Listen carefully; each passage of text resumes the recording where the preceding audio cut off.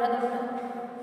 आज हम सिविक्स का जो चैप्टर फर्स्ट है उसको क्या कर रहे हैं, रिवाइज कर रहे हैं। ठीक है, अभी देखो चैप्टर का नाम है बेटा पावर शेयरिंग। पावर शेयरिंग मतलब पावर को शेयर करना, उसका बंटवारा करना। ठीक है, तो यहाँ डेफिनेशन आती है what is power sharing. Power sharing होती क्या है?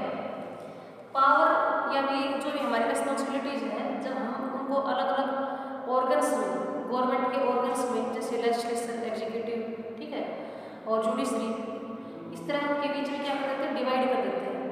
तो ये होती है बेटा पावर शेयरिंग। ठीक है, ऐसे आप देखोगे ये डिफरेंट डिफरेंट ऑर्गन्स में हो गया। उसके बाद एक आता होगा लेवल ऑफ गवर्नमेंट, जैसे सेंट्रल गवर्नमेंट से कुछ पावर स्टेट गवर्नमेंट को दे दी, ठीक है, स्टेट से लोकल गवर्नमेंट को। तो इस तरह से जब हम पावर को बेटा अलग अलग ऑर्गन्स, गवर्नमेंट के अलग अलग ऑर्गन्स में और अलग अलग लेवल्स में जब डिवाइड कर देते हैं तो उसको बोलते हैं हम पावर शेयरिंग। ठीक है, अब ये पूरा जो चैप्टर है ना, ये दो कंट्रीज के बीच में डिफरेंशिएट करके बताया कि दोनों की मतलब दोनों ने पावर को किस तरह शेयर किया।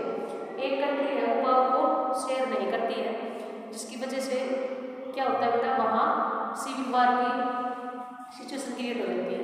और एक कंट्री वो पावर को क्या करती है बेटा, सेंट्रल और स्टेट में डिवाइड कर देती है, जहाँ वहाँ मतलब क्या होता है, वहाँ मतलब डायनेस्टी एकोमोडेट हो जाती है। अब यहाँ हम चैप्टर पढ़ेंगे दोनों का, पहले हमें दोनों कंट्रीज का इथनिक कंपोजिशन पढ़ना है। ठीक है, दोनों कंट्री में ही क्या था बेटा, डायनेस्टी थी, और एक कंट्री डायनेस्टी को अकोमोडेट कर लेती है, वहीं दूसरी कंट्री अकोमोडेट नहीं कर पाती है, जिसकी वजह से सिविल वार की सिचुएशन क्रिएट होती है। ठीक है, तो सबसे पहले हमें बेल्जियम का इथनिक कंपोजिशन पढ़ना है।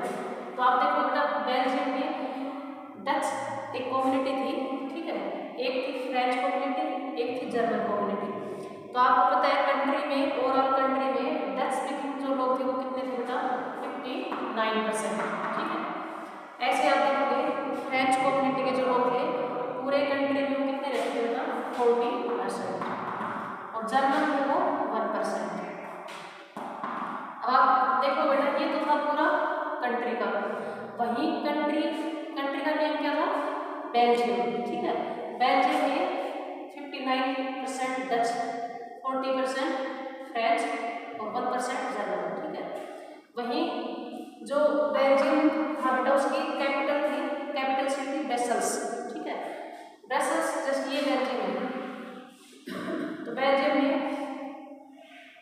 एक वेलोनिया रीजन था जिसमें 59% कौन था, डच स्पीकिंग थे, वहीं 40% फ्रेंच स्पीकिंग और 1% थे जर्मन। ऐसे डिवाइड थे।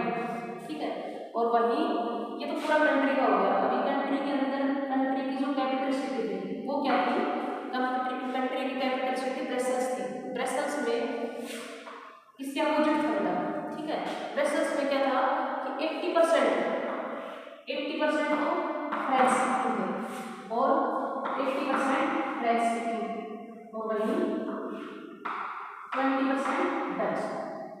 ठीक है, ये इसका एथनिक कंपोजिशन था। तो देखो आप कितना सारी डाइवर्सिटी थी इसमें। यानी कंट्री में आप देखोगे तो डच कम्युनिटी ज़्यादा थी, फ्रेंच इससे कम थी, जर्मन बिल्कुल न थी। वहीं कैपिटल सिटी में देखोगे ब्रसेल्स में, तो आप देखोगे बेटा वहाँ अपोजिट था, 80% लोग थे फ्रेंच और 20% डच। अभी के लिए आपको ये समझ आना है, फिर आगे पढ़ेगा। अभी क्या होता है बेटा, सेकंड जो कंट्री थी श्रीलंका। ठीक है, श्रीलंका में आपने देखा होगा बेटा एक कम्युनिटी थी जो सिनाला स्पीकिंग मतलब इस लैंग्वेज को बोलने वाले थे, 74% थे, और तमिल से वो 80% थे। ठीक है, इनमें भी दो ग्रुप्स में डिवाइड हुए।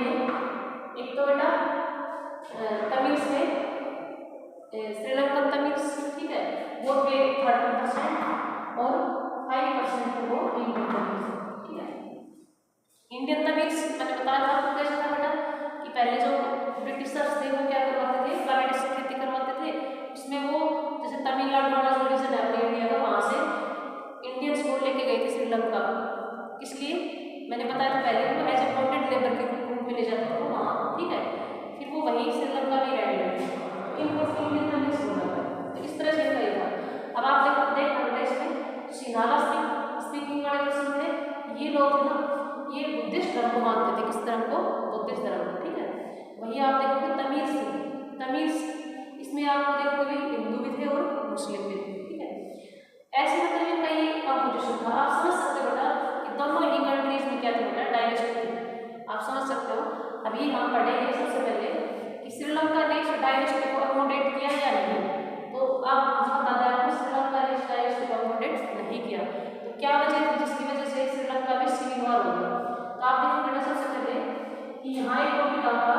मेजोरिटी इन श्रीलंका, इसका मतलब क्या होता है, श्रीलंका ने मतलब जो मेजोरिटी कम्युनिटी थी ना शिनाला की, ये माइनॉरिटी पर क्या होगी, डोमिनेट होगी, यानी कि माइनॉरिटी की जो भी थी वो डिसरिगार्ड करते थे, उनका कहना नहीं मानते थे।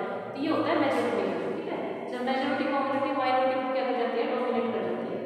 अभी देखो सबसे पहले श्रीलंका को आज़ादी कब मिली थी बेटा, 1948 में। जैसे ही 1948 में आज़ादी मिली, उसके बाद वहाँ की जो गवर्नमेंट बनती है वो शिनाला की जो पर्सन थे ना वो सब मिलके अपनी क्या बना लेते हैं, गवर्नमेंट बना लेते हैं। अब जैसे ही उन्होंने अपनी गवर्नमेंट बनाई, सबसे पहले उन्होंने एक्ट ऑफ 1956 लेके आए, ठीक है। और जैसे ही 1956 में उन्होंने क्या कर दिया बेटा, शिनाला को क्या बना दिया, ऑफिशियल लैंग्वेज बना दिया। क्या बना दिया, ऑफिशियल लैंग्वेज। अभी यहाँ देखो क्या करते हैं वो, अब वो किस धर्म को मानते थे, शिनाला की पर्सन बुद्धिज्म धर्म को मानते थे, किसको, बुद्धिज्म धर्म। अब वो क्या करने लगे बेटा, उन्होंने बुद्धिज्म जो धर्म था उसको प्रोटेक्शन देने लगे, उसको ज़्यादा बढ़ावा देने लगे। बाकी जैसे आपने कितना भी इसका जो धर्म था, जो भी और अदर कम्युनिटीज थी, जैसे भी और रिलीजन थे, जैसे मुस्लिम थे, हिंदू थे, उन लोगों को वो क्या कहते थे बेटा, उस धर्म को पोस्ट नहीं कर रहे थे, जबकि वो बुद्धिज्म धर्म को क्या करते थे, पोस्ट कर। आप देख सकते हो जैसे ही देश आजाद हुआ, शिनाला कम्युनिटीज ने गवर्नमेंट बनाई, गवर्नमेंट बनाने के बाद एक के बाद एक क्या कर रहे हैं बेटा, वो एक तरह से शिनाला लैंग्वेज को ऑफिशियल लैंग्वेज बना दिया, फिर दूसरा लेगा अपने बुद्धिज्म धर्म को प्रमोट करने लगे। तो इस तरह की जो एक्टिविटी थी ना, इसकी वजह से जो तमिल्स थे, तमिल्स अपने आप को अलाइन फील करने लगे कंट्री में। तमिल्स ने सोचा कि हमारे साथ क्या हो रहा है, डिस्क्रिमिनेशन हो रहा है। तो इस वजह से मतलब इनको तमिल्स को चाह रहे थे कि हमें भी क्या चाहिए, अलग से इलम चाहिए। इलम क्या होता है तमिल भाषा में, उसको स्टेट बोलते हैं, ठीक है। वो भी चाह रहे थे कि हमें भी क्या चाहिए था, अपने पर्टिकुलर इलम में हमें भी क्या चाहिए, ऑटोनॉमी चाहिए, ठीक है। तो ये सब वो डिमांड कर रहे थे, वही जो शिनाला कम्युनिटी के लोग थे वो उनको ये उनकी डिमांड पूरी नहीं कर रहे थे। तो दोनों ही मतलब जो कम्युनिटी है उनके बीच में इस तरह से क्या हो जाता है, एक तरह से एक सिविल वार की सिचुएशन क्रिएट होती है। जिस सिविल वार में आपको पता है कि आपस में दोनों कम्युनिटी क्या होती है, एक ही देश के अंदर क्या कर रही है अपना लड़ रही है। और इस वजह से मतलब कहीं ना कहीं जो तमिल्स थे वो उन पर डिस्ट्रस्ट करने लग जाते हैं, उन पर विश्वास नहीं कर पाते हैं कि ये हमें हमारा कोई हक दे ही नहीं है, ठीक है। इस तरह से ये समस्या क्रिएट होती है। और इस सिविल वार की वजह से दोनों ही कम्युनिटी को नुकसान होता है बेटा, आपको पता है। ये नहीं कि तमिल्स को नुकसान होगा, इससे शिनाला को नुकसान होगा। जब दोनों के अंदर सिविल वार होगा तो आपको पता है दोनों कम्युनिटी के लोग क्या हो जाएंगे बेटा, मारे जाएंगे। ऐसे thousand of people civil war में क्या हो गए थे, मारे गए। तो ये बेटा जो मैंने बताया, ये चैप्टर आपको साथ के साथ क्या करना है, अभी रिवाइज करना है। इसके साथ जो भी मतलब PDF वगैरह सेंड की जाती है वो क्वेश्चन आपको क्या करना है, सॉल्व करना है। Thank you, have a nice day.